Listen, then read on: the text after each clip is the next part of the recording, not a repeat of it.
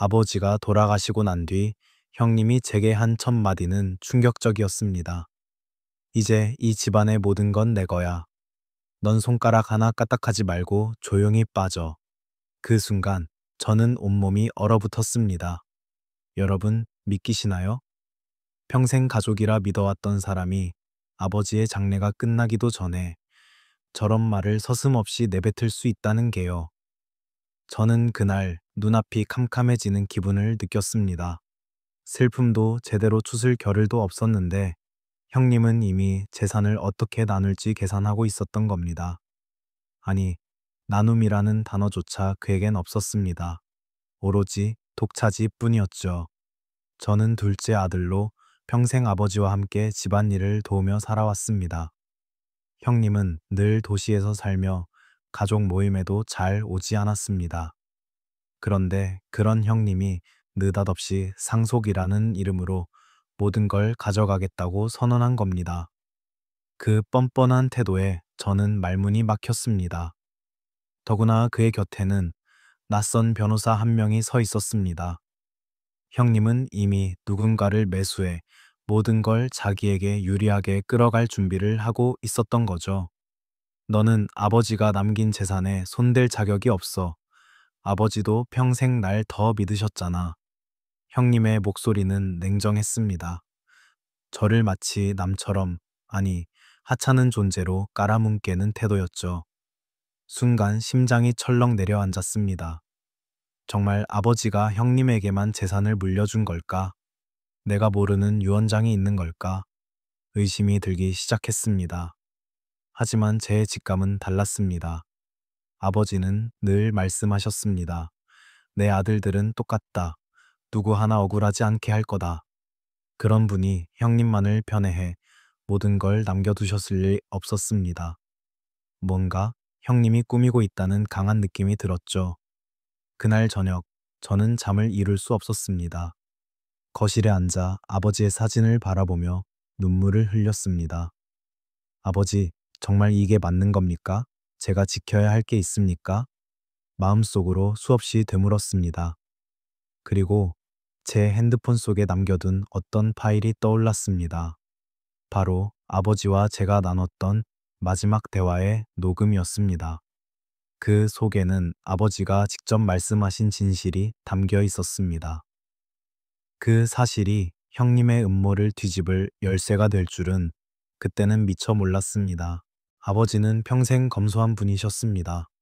한평생 농사로 일군 땅과 작은 상가 건물 몇 채, 그리고 오래된 가옥 한 채가 전부였죠.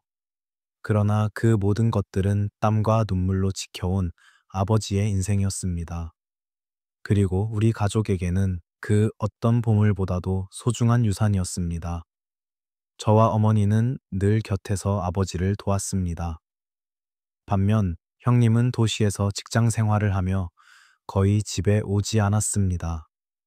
명절이나 제사 때조차 얼굴을 비추기 힘들었죠. 그런 형님이, 아버지의 마지막 순간조차 지키지 못한 형님이 이제 와서 재산을 독차지하려 한다는 건 도저히 납득할 수 없는 일이었습니다. 장례식이 끝나고 집안은 어두운 공기 속에 잠겨 있었습니다. 아직도 울음소리가 가라앉지 않았는데 형님은 이미 서류 봉투를 들고 들어왔습니다. 곁에는 낯익지 않은 변호사가 앉아 있었죠. 그는 마치 이 집의 주인인 양 차분하면서도 차가운 목소리로 말했습니다. 고인께서는 이미 생전에 유언장을 작성하셨습니다. 모든 재산은 장남인 유철호 씨, 즉 형님께 상속된다는 내용입니다. 그 순간 방 안이 술렁였습니다. 어머니는 눈을 크게 뜨며 울먹였고 저는 숨이 막히는 듯 했습니다. 형님은 의기양양한 표정으로 고개를 끄덕이며 우리를 내려다보고 있었죠. 봐라. 아버지도 결국 날 인정하신 거야. 넌 이제 아무 권리 없어. 저는 피가 거꾸로 솟는 듯한 분노를 느꼈습니다. 하지만 동시에 이상한 기운도 스쳤습니다. 아버지가 그토록 공정함을 중시하신 분인데 과연 이런 유언을 남기셨을까? 마음속 깊은 곳에서 무언가 잘못됐다는 확신이 점점 커졌습니다. 밤이 깊어갈수록 의문은 더 짙어졌습니다. 저는 아버지의 서랍을 뒤져보았습니다. 그곳에는 오래된 수첩과 몇 장의 종이가 남아 있었습니다. 수첩 속에는 아버지가 적어둔 메모들이 있었습니다. 두 아들에게 똑같이 나눔은 공평해야 한다. 그 글귀를 보는 순간 눈물이 핑 돌았습니다. 분명히 아버지는 두 아들을 똑같이 사랑하셨습니다. 그런데 어떻게 그런 유언장이 나올 수 있겠습니까? 그러던 중 제 핸드폰 속에 저장된 녹음 파일을 떠올렸습니다. 아버지와 마지막으로 함께 식탁에 앉아 나눈 대화였죠. 아버지, 유산 문제는 어떻게 하실 생각이세요? 제가 조심스레 여쭈었을 때 아버지는 이렇게 대답하셨습니다. 네, 형도 너도 똑같이 가져가야지. 한쪽이 억울하면 집안이 깨져버려. 난 그런 꼴 못 본다. 그 말은 제 귓가에 아직도 생생합니다. 그런데 형님이 내민 유언장은 정반대의 내용을 담고 있었습니다. 그 차이는 곧 거지대의 냄새를 풍기고 있었습니다. 저는 곧장 형님을 의심하기 시작했습니다. 설마 유언장을 조작한 건가? 하지만 확실한 증거가 필요했습니다. 변호사가 끼어 있는 이상 이건 단순한 오해로 끝날 문제가 아니었습니다. 어쩌면 형님은 이미 법적인 허점을 이용해 치밀한 계획을 세웠을지도 몰랐습니다. 그날 밤 저는 잠을 이루지 못했습니다. 눈을 감을 때마다 형님의 비웃는 얼굴이 떠올랐습니다. 그리고 다짐했습니다. 아버지의 뜻을 지켜야 한다. 아무리 형님이라도 이건 용납할 수 없어. 며칠 뒤 형님은 다시 집으로 찾아왔습니다. 이번에는 단둘이 이야기를 하자며 저를 불러냈습니다. 그의 손에는 두툼한 서류철이 들려 있었고 얼굴엔 잠옷 승리감이 가득 차 있었습니다. 이제 현실을 받아들여. 아버지 재산은 전부 내 거야.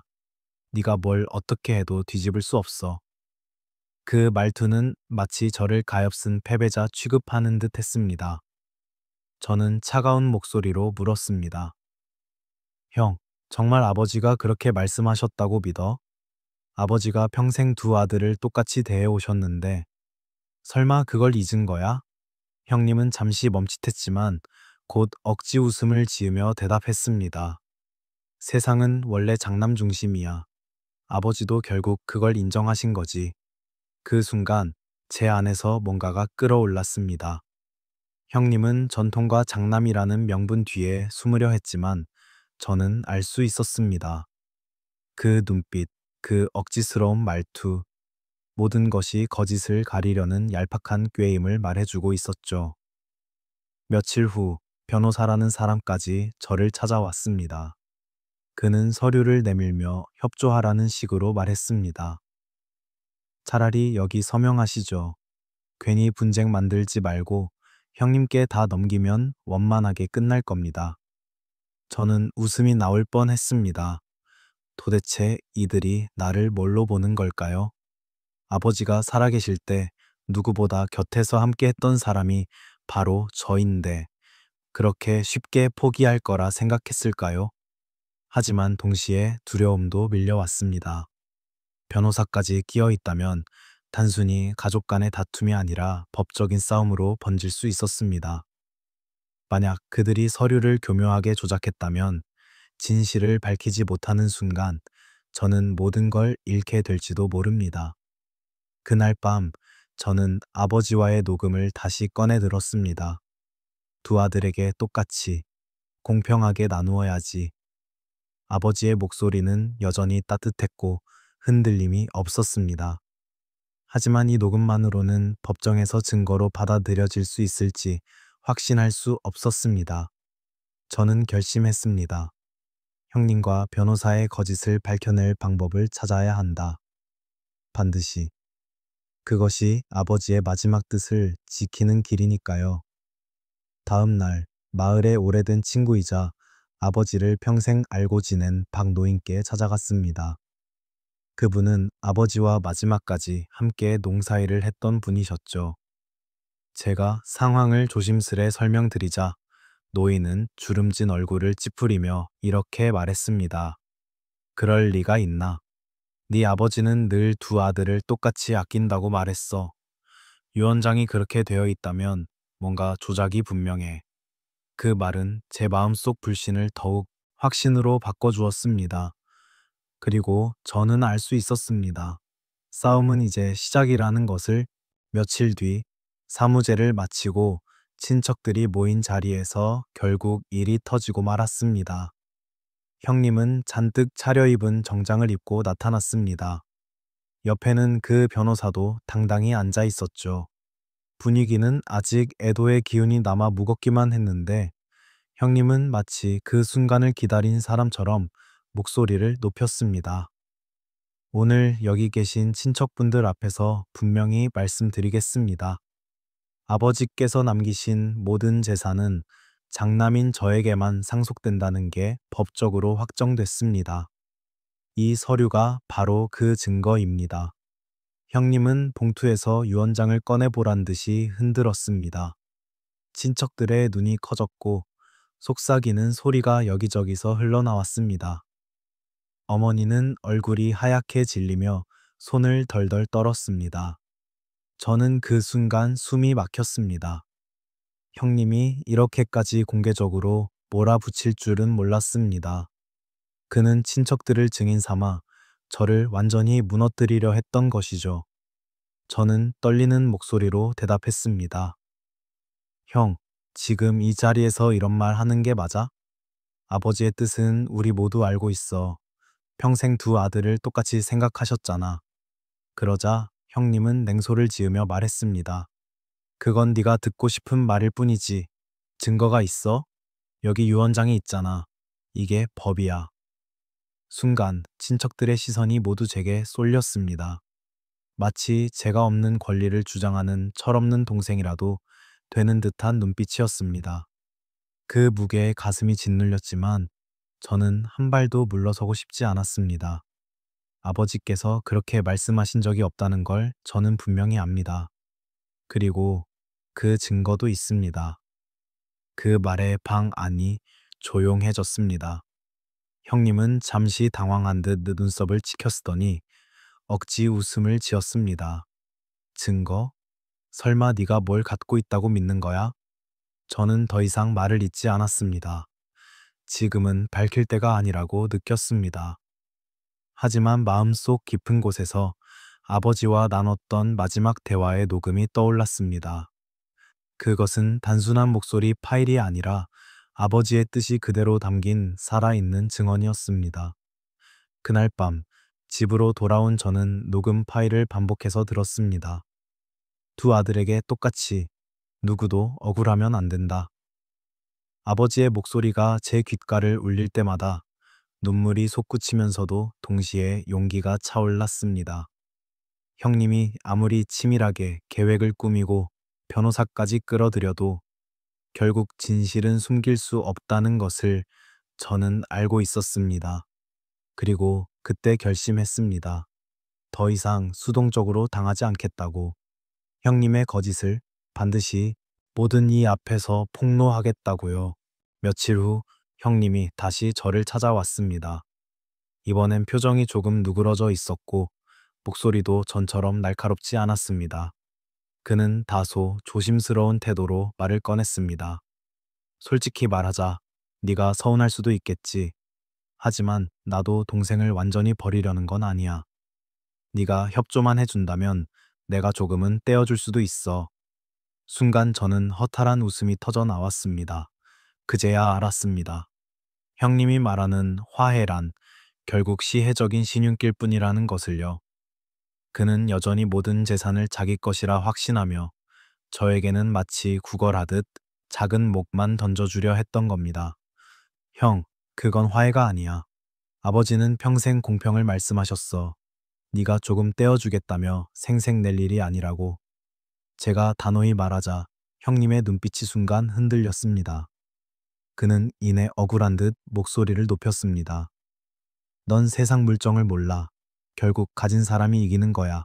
변호사도 내 편이고 유언장도 내 손에 있어. 네가 뭘 어떻게 해도 소용없어. 그 말은 오히려 형님의 불안을 드러내는 듯 했습니다.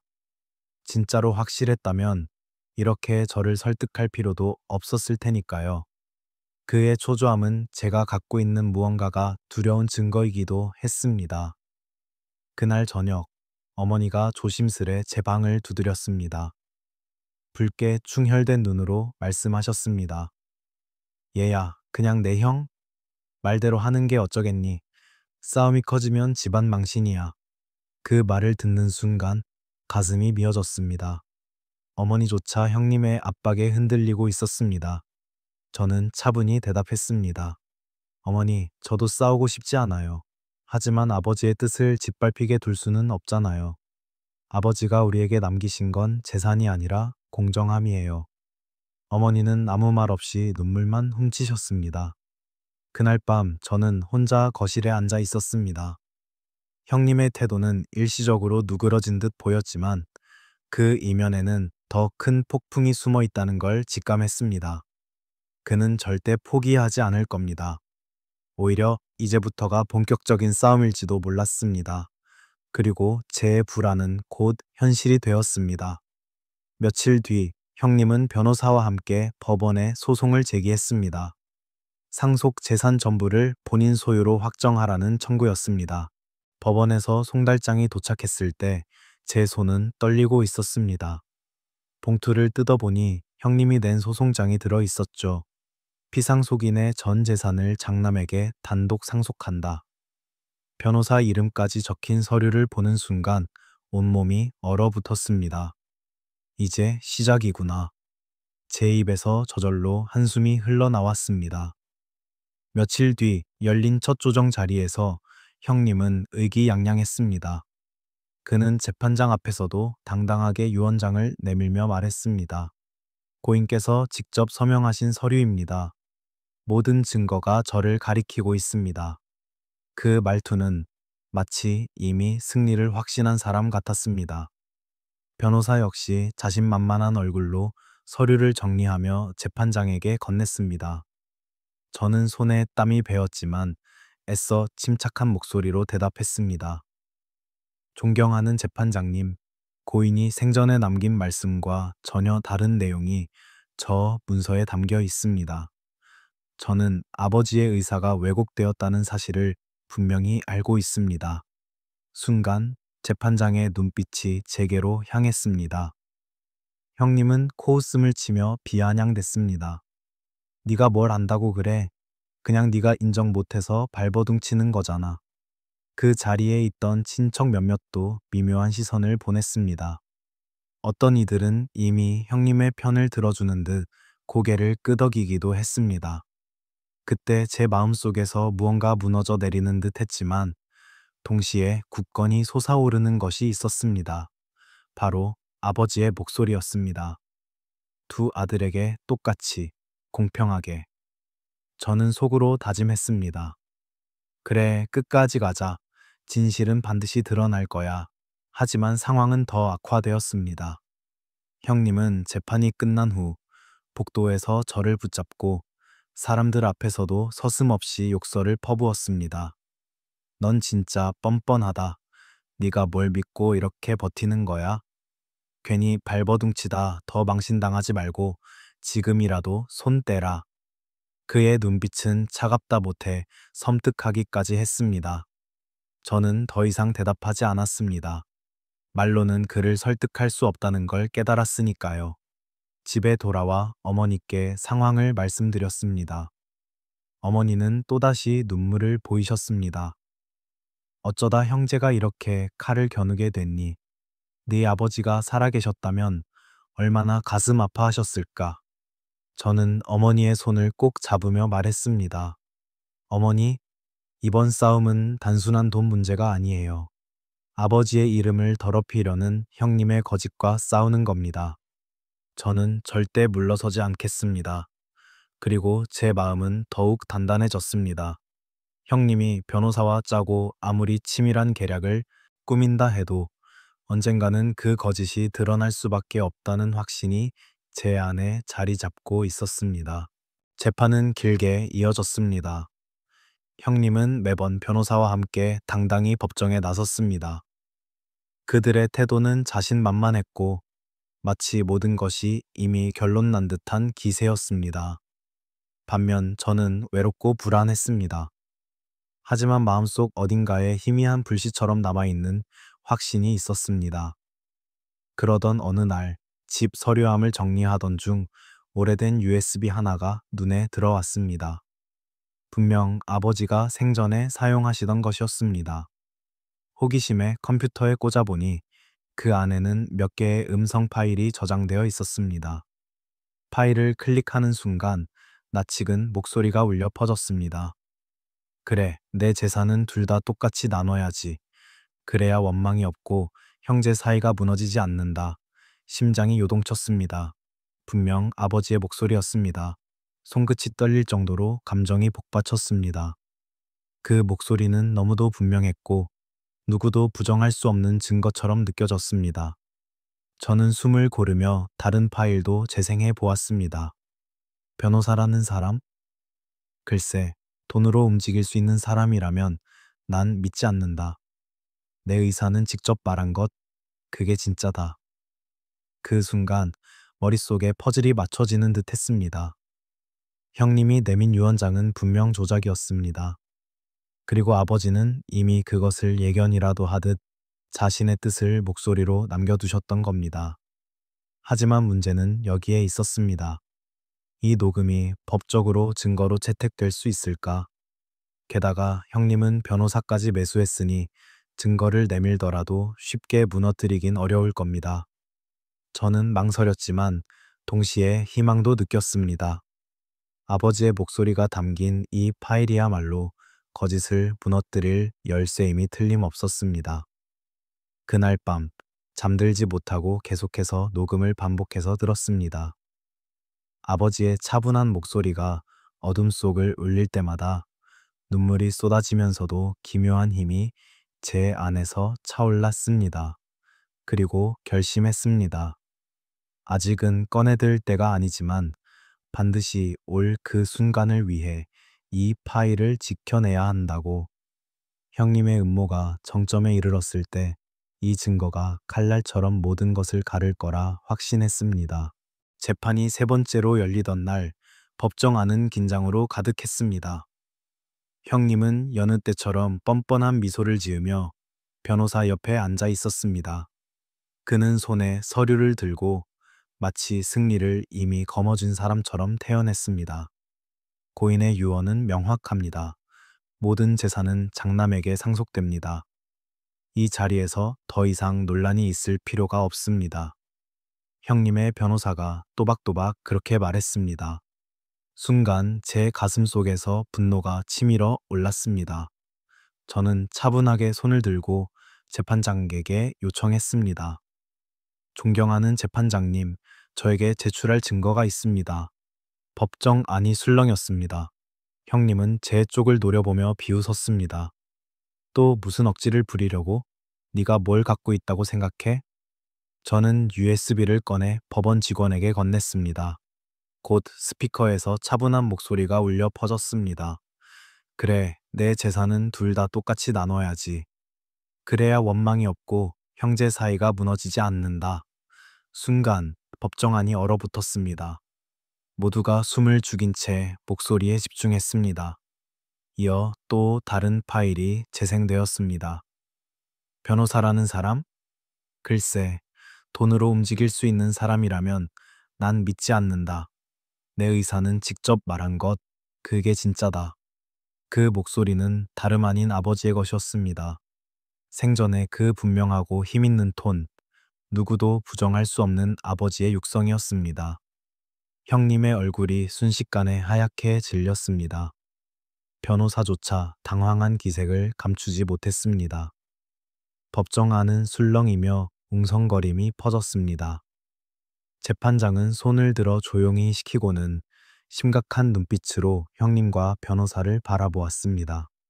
이 녹음이 사실이라면 제출된 유언장은 위조되었을 가능성이 높습니다. 즉시 필적 감정과 문서 진위 검증 절차를 밟겠습니다. 그 한마디에 형님은 의자를 움찔거리며 손에 든 서류를 꼭 쥐었습니다. 그때 저는 처음으로 그의 눈에서 공포를 읽을 수 있었습니다. 저는 속으로 되뇌었습니다. 아버지, 드디어 진실이 드러나고 있습니다. 형님의 거짓은 이제 끝입니다. 녹음 파일이 끝나자 법정안은 한동안 정적에 휩싸였습니다. 사람들은 서로의 얼굴을 바라보며 수군거렸고 재판장의 표정은 굳어 있었습니다. 그 침묵을 깨고 제가 자리에서 일어섰습니다. 목소리는 떨렸지만 분명한 힘이 실려 있었습니다. 존경하는 재판장님, 이것이 바로 아버지의 진짜 뜻입니다. 평생 두 아들을 똑같이 아끼셨던 아버지가 단 한쪽에게 모든 걸 주셨을 리 없습니다. 형님이 내민 유언장은 조작된 문서입니다. 형님은 얼굴이 새파래지며 자리에서 벌떡 일어났습니다. 거짓말이야. 저건 날조야. 어디서 이상한 파일을 가져와 꾸며낸 거잖아. 그러자 방청석에서 웃음 섞인 탄식이 흘러나왔습니다. 목소리의 주인공이 누구인지 아버지를 잘 아는 이들은 이미 알아챘던 겁니다. 재판장은 차분히 말했습니다. 이 녹음의 진위 여부는 감정인을 통해 확인하겠습니다. 그리고 제출된 유언장 역시 필적 감정을 거쳐 진위 여부를 검증할 것입니다. 형님의 손은 덜덜 떨리고 있었습니다. 변호사조차 식은땀을 흘리며 황급히 무언가를 속삭였지만 형님은 제대로 듣지도 못한 채 넋이 나간 듯 고개를 떨궜습니다. 그때 저는 형님을 똑바로 바라보며 말했습니다. 형, 이제 그만해. 아버지를 욕되게 하는 짓은 여기서 끝내자. 하지만 형님은 여전히 고개를 저었습니다. 아니야, 내가 이길 거야. 난 장남이야. 내 것이 당연한 거야. 그 목소리는 더 이상 당당하지 않았습니다. 마치 스스로에게 되뇌이며 믿으려는 듯한 흔들리는 외침이었습니다. 법정이 파하고 집으로 돌아오는 길, 제 마음은 무겁지만 한편으론 조금은 가벼워졌습니다. 이제 판은 뒤집혔습니다. 더 이상 제가 끌려다니는 싸움이 아니었습니다. 진실을 손에 쥔 제가 주도권을 갖게 된 순간이었으니까요. 집에 돌아와 어머니께 녹음 파일을 들려드렸습니다. 어머니는 손수건으로 얼굴을 감싸며 오열하셨습니다. 그래, 이게 네 아버지의 진짜 마음이지. 내가 알던 그분의 목소리야. 잘했다, 아들아. 끝까지 지켜줘서 고맙다. 저는 그 순간 비로소 아버지와 약속을 지킨 듯한 안도감을 느꼈습니다. 하지만 싸움은 아직 끝나지 않았습니다. 이제부터 형님의 가면이 완전히 벗겨지고 그의 몰락이 시작될 차례였습니다. 며칠 뒤 법원에 제출된 모든 자료가 정밀 감정에 들어갔습니다. 저는 하루하루가 긴장 속에 흘러갔습니다. 혹여나 결과가 이상하게 나오지는 않을까, 형님이 또 다른 수를 쓰지는 않을까 하는 두려움이 늘 따라다녔습니다. 그리고 드디어 결과가 나오는 날, 법정 안은 숨소리조차 무겁게 들릴 정도로 긴장으로 가득 차 있었습니다. 감정인은 차분하게 보고서를 낭독했습니다. 제출된 유언장 서명은 필체가 일관되지 않고 특정 부분은 다른 필체가 섞여 있습니다. 명백히 위조된 정황이 있습니다. 순간 방청석에서 술렁거림이 터져 나왔습니다. 재판장의 시선이 형님에게로 향했습니다. 형님의 얼굴은 순간 붉게 달아올랐다가 곧 창백하게 질렸습니다. 이어 감정인은 녹음 파일에 대해서도 말했습니다. 음성 파일은 고인의 실제 음성과 일치합니다. 편집이나 합성의 흔적이 전혀 없으며 원본 그대로로 판단됩니다. 그 말이 끝나자 제 가슴 속에 벼락처럼 후련함이 몰려왔습니다. 이제 더는 숨길 수 없는 진실이 만천에 드러난 겁니다. 재판장은 단호하게 판시했습니다. 따라서 제출된 유언장은 효력이 없는 위조 문서로 판단합니다. 고인의 재산은 법정 상속 비율에 따라 공평하게 나누어야 할 것입니다. 형님은 그제야 자리에 털썩 주저앉았습니다. 변호사조차 고개를 푹 숙인 채 아무 말도 하지 못했습니다. 모든 계획이 수포로 돌아간 순간이었죠. 저는 형님을 똑바로 바라보며 속으로 말했습니다. 이제 끝이다, 형. 아버지의 뜻을 짓밟으려 한 대가를 치러야 할 거야. 법정 밖으로 나와 깊게 숨을 들이마셨습니다. 차갑던 공기가 뱃속을 파고들었지만 그 순간만큼은 시원하게 느껴졌습니다. 그동안 짓눌렀던 억울함이 조금은 풀려나가는 기분이었습니다. 그러나 이야기는 여기서 끝이 아니었습니다. 위조라는 진실이 밝혀진 이상 형님은 단순히 패배자가 아니라 범죄자로 몰릴 수밖에 없었습니다. 그날 이후 경찰의 수사가 본격적으로 시작된다는 소식이 전해졌습니다. 형님의 위조 사실이 드러난 뒤 경찰은 곧장 수사에 착수했습니다. 가족 내부의 다툼이라고 가볍게 넘길 수 있는 문제가 아니었습니다. 상속을 둘러싼 위조와 사문서 행사, 심지어 변호사 매수 정황까지 드러나자 사건은 순식간에 사회적으로도 주목을 받기 시작했습니다. 며칠 뒤 형님은 경찰서로 소환되었습니다. 그날 형님의 모습은 제가 알던 당당한 장남의 모습이 아니었습니다. 고개는 숙여져 있었고 손은 계속 떨리고 있었습니다. 기자들의 카메라 플래시가 번쩍이는 가운데 그는 아무 말도 하지 못한 채 조사실로 들어갔습니다. 마을 사람들의 시선도 달라졌습니다. 아니, 유산 때문에 동생까지 속이려 들다니 그럴 줄 몰랐네. 철호 씨가 그렇게 탐욕스러울 줄이야. 부모님 얼굴에 먹칠한 거지. 속삭임이 퍼져나가며 형님의 명성은 산산조각 났습니다. 한때 장남이라는 이유로 존중받던 그의 자리는 이제 조롱과 비난의 대상이 되었습니다. 저는 경찰 조사의 참고인으로 불려가 아버지의 녹음 파일과 모든 정황을 진술했습니다. 수사관은 고개를 끄덕이며 말했습니다. 이 정도 증거면 기소는 확실합니다.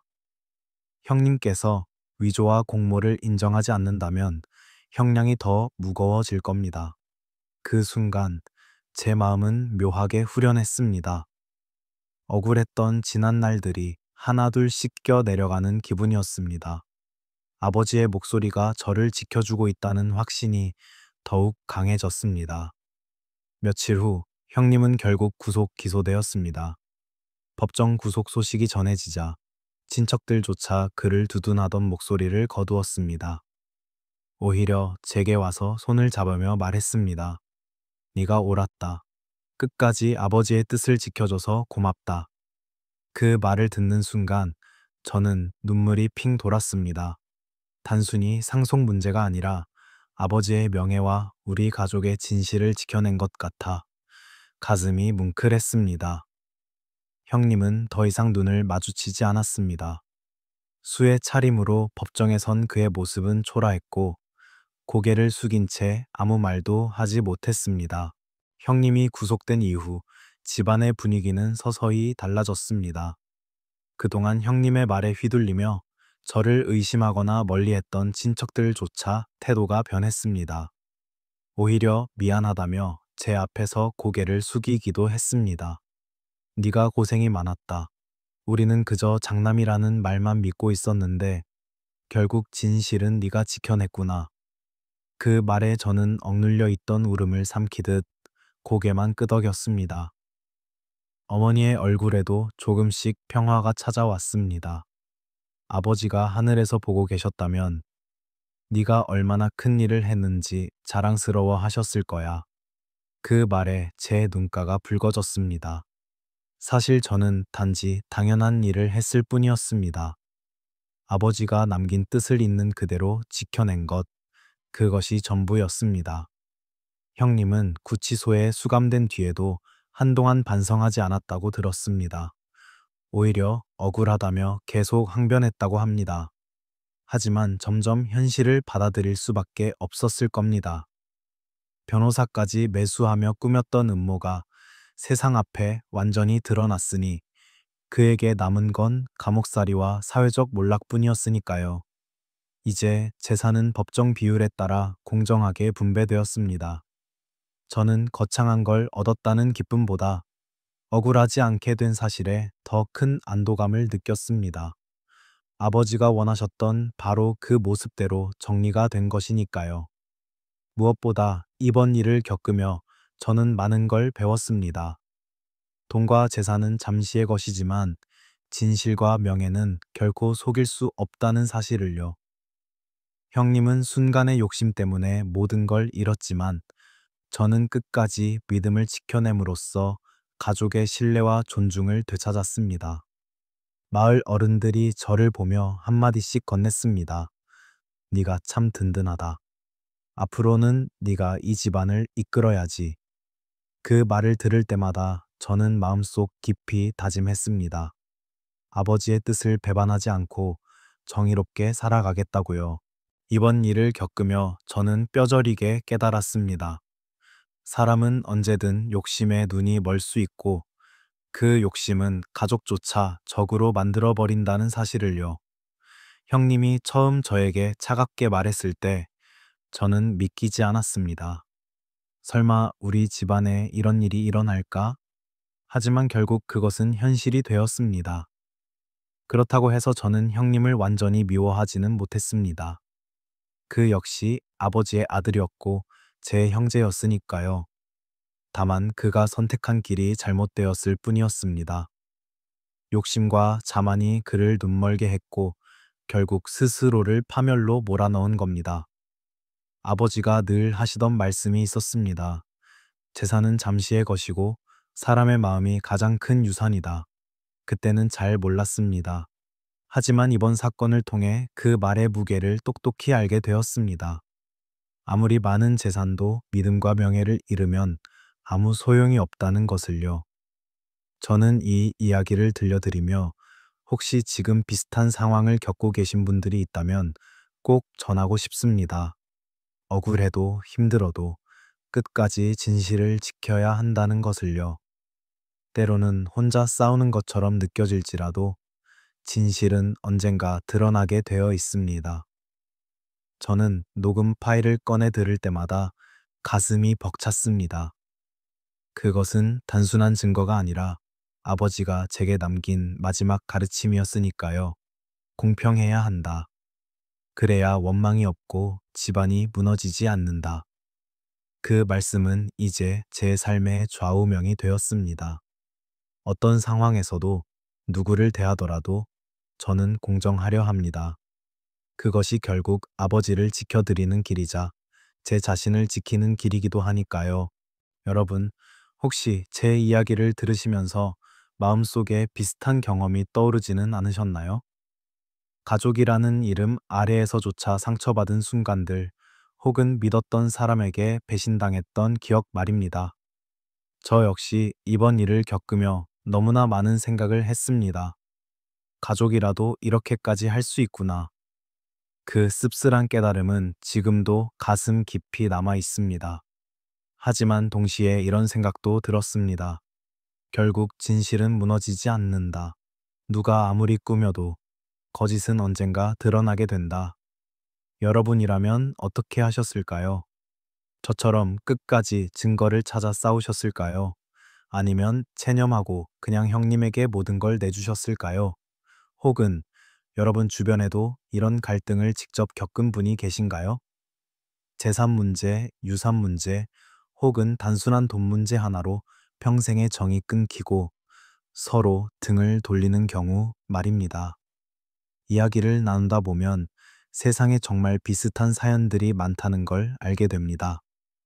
그래서 저는 오늘 제 이야기를 나누며 여러분께도 묻고 싶습니다. 여러분이라면 어떤 선택을 하셨겠습니까? 여러분의 생각을 듣고 싶습니다. 댓글로 혹은 마음속으로라도 답해 주신다면 저는 그걸로 충분합니다. 이야기는 저 혼자만의 것이 아니라 여러분과 함께 나누어야 더 큰 의미가 생긴다고 믿습니다. 이제 제 이야기는 여기서 마무리하려 합니다. 긴 시간을 함께 들어주신 여러분, 진심으로 감사드립니다. 돌이켜보면 저는 단순히 상속 재산을 지키기 위해 싸운 것이 아니었습니다. 그 싸움은 아버지의 명예를 지키기 위한 것이었고, 동시에 제 자신의 존엄을 지키는 길이었습니다. 형님은 욕심에 눈이 멀어 결국 모든 것을 잃었지만 저는 끝까지 진실을 붙들었기에 억울하지 않을 수 있었습니다. 여러분, 인생에서 가장 소중한 것은 결국 사람의 마음 아닐까요? 돈도, 집도, 땅도 다 사라질 수 있지만 진심과 믿음은 결코 사라지지 않습니다. 저는 이번 일을 겪으며 그 사실을 뼛속 깊이 새기게 되었습니다. 오늘 제 이야기가 누군가에게 작은 위로가 되길 바랍니다. 혹시 지금 비슷한 어려움을 겪고 계신 분이 있다면 부디 포기하지 마시길 바랍니다. 진실은 멀리 돌아가더라도 결국 빛을 발하며 드러나게 되어 있습니다. 끝까지 들어주셔서 감사합니다. 혹시 제 이야기가 마음에 와닿았다면 앞으로도 이곳에서 또 다른 사연을 함께 나눠주시면 좋겠습니다. 여러분의 사연이 혹은 여러분의 목소리가 언젠가 이 자리에서 전해질지도 모릅니다. 따뜻한 마음으로 함께 해주신 모든 분들께 감사드리며 오늘 이야기는 여기서 마치겠습니다.